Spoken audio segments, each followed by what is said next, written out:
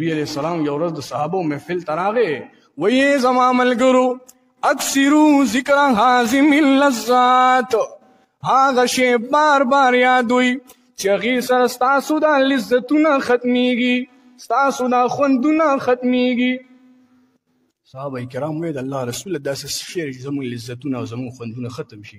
دا موږ چې نن خاندو خوشحالیږو هر څه هېر دي که نه، دا موږ هغه د لذتونو ختمېدو هغه شی هېر کړی دی. نبي علیه السلام وایي الموت، مرګ بار بار یادوي، دا داسې شی دی چې دې سره به ستاسو خوندونه خوشحالۍ ختمیږي.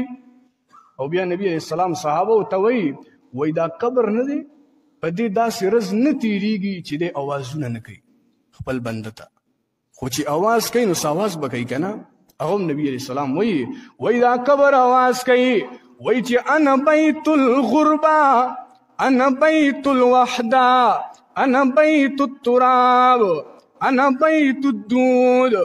دا څلور اوازونه کوي. انا بیت الوحده، زه د یوازیوالي کور یمه، ماله چې راځي ماله به یکې یوازې راځي. زه پلار در سره نه منم، رونه در سره نه منمه، که تا سره مور ډېره مینه کوي خدا به دنیا کې پاتې کېږي، یکې یوازې به راځي. دا یو اواز شو. انا بیت التراب، ماله چې راځي زه د خارو کور یمه، زه د خټو کور یمه، زه ماربل ټایل سیمټ نه منمه.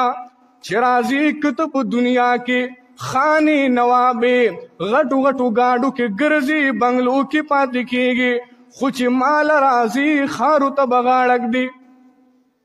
دا دوه شو. وایي انا بیت الدود، انا بیت الدود، مال چې راځي ما کې ماران دي، ما کې لړمانان دي، داسې زناور دي چې په سترګو به دې نه لیدلي. دی هر څه ته ځان تیار کا، اعمال دې برابر کا.